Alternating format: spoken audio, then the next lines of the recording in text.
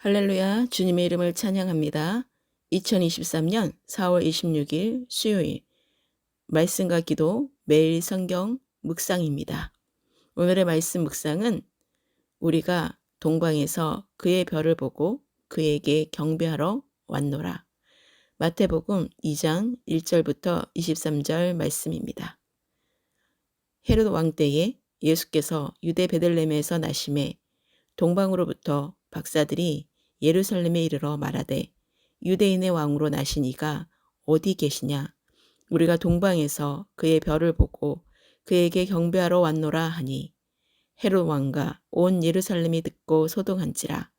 왕이 모든 대제사장과 백성의 서기관들을 모아 그리스도가 어디서 나겠느냐 물으니 이르되 유대 베들레헴이 오니 이는 선지자로 이렇게 기록된 바 또 유대 땅 베들레헴아 너는 유대 고을 중에서 가장 작지 아니하도다.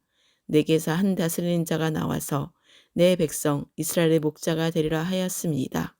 이에 헤롯이 가만히 박사들을 불러 별이 나타난 때를 자세히 묻고 베들레헴으로 보내매 이르되 가서 아기에 대하여 자세히 알아보고 찾거든 내게 고하여 나도 가서 그에게 경배하게 하라. 박사들이 왕의 말을 듣고 갈새 동방에서 보던 그 별이 문득 앞서 인도하여 가다가 아기 있는 곳 위에 머물러 서 있는지라. 그들이 별을 보고 매우 크게 기뻐하더라. 집에 들어가 아기와 그의 어머니 마리아가 함께 있는 것을 보고 엎드려 아기께 경배하고 보배합을 열어 함건과 유황과 모략을 예물로 드리니라. 그들은 꿈에 헤롯에게로 돌아가지 말라 지시하심을 받아 다른 길로 고국에 돌아가니라.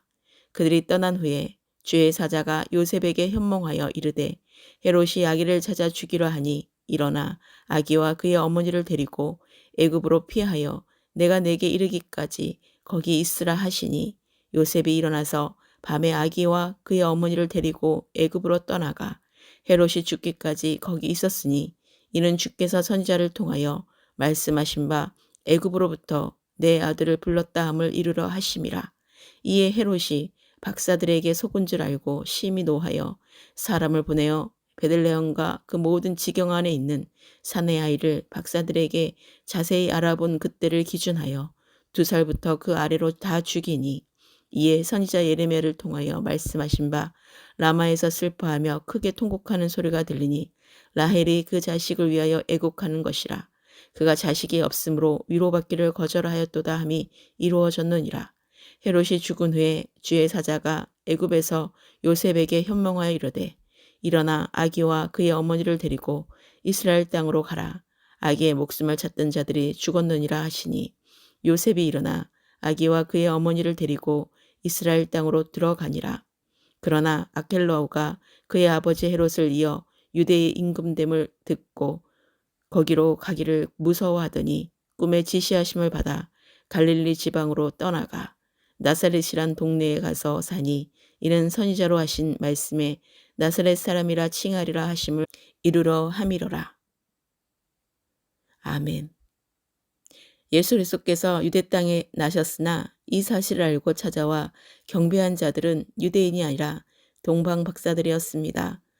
헤롯 왕은 오히려 예수님을 죽이려 들었고 이 때문에 아기 예수님은 애굽으로 피신했다가 헤롯이 죽은 후에 나사렛으로 돌아왔습니다. 동방에서 별을 통한 하나님의 계시를 보고서 새로 태어난 유대인의 왕을 찾아와 경배하러 왔습니다. 성경은 해와 달, 별들을 통해 하나님의 창조의 능력이 증거되고 있음을 언급하고 있습니다. 우리는 동방 박사들이 누구인지 정확히 어디에서 왔는지 알지 못합니다. 그러나 분명한 것은 그들이 이방인들이었음에도 불구하고 예수를 인류를 구원하실 구세주로 인식하고 황금과 유황과 몰약을 가지고 그분께 경배를 드렸다는 사실입니다. 이것은 예수 그리스도가 유대인이나 이방인이나 가릴 것이 없이 모든 인류에게 경배받으실 분이며 모든 인류를 구원하실 인류의 구주시라는 것을 말씀해 줍니다. 동방 박사들이 아기 예수를 찾아 왕궁으로 갔을 때 헤롯을 만나 유대인의 왕이 태어났다는데 어디 있냐고 묻자 헤롯은 그 말을 듣고 긴장하였고 그래서 2살 이하의 어린이를 다 죽이는 광적인 행동을 하였습니다. 한마디로 인류의 참되신 왕 예수 그리스도의 탄생 소식을 듣자 거짓되고 유한한 권세를 가진 세상의 권력자가 두려워했던 것입니다. 예수 그리스도는 구약의 선지자들의 예언의 말씀대로 베들레헴에서 탄생하셨습니다. 그러나 예수 그리스도는 그 사실을 감추고 택한 자에게만 자신을 나타내시기 위해 베들레헴에서 자라지 아니하시고 나사렛으로 가서 거기서 자라나서 나사렛 사람으로 불렸습니다. 본서를 기록한 마태의 증언에 의하면 어린 예수님의 탄생지인 베들레헴이 아닌 갈릴리 지방 나사렛으로 가서 거기서 성장하게 된 이유는 선지자들의 예언을 성취하기 위함이었습니다. 특별히 마태가 다른 복음서에는 나타나지 않는 이 사건을 기록한 것은 예수 그리스도께서 만왕의 왕 되심을 증거하기 위해서였습니다. 이들은 예수께 와서 황금과 유황과 몰락을 드렸습니다. 황금은 예수님의 왕권을 상징하고 유황은 예수님의 신성을, 몰락은 예수님의 고난과 죽음을 상징합니다. 이는 모든 것이 하나님의 섭리로 이루어졌음을 나타내는 것입니다. 오늘의 기도입니다. 주 예수보다도 귀한 것은 없네. 예수 밖에는 없네. 예수 그리스도만이 만왕의 왕 되시며 만주의 주 되십니다. 모든 것이 하나님의 섭리 가운데 움직이고 있음을 알고 하나님의 주권에 굴복하며 성령의 인도하심을 따르게 하소서. 성경의 말씀대로 이루시는 하나님을 날마다 경외하며 경배하게 하소서. 부르심에 따라 하나님의 방법과 하나님의 목적대로 하나님의 중심된 삶으로 주님만을 따르는 참된 성도가 되게 하소서. 생사하복의 주관자 되시는 주님께 모든 삶을 의탁합니다.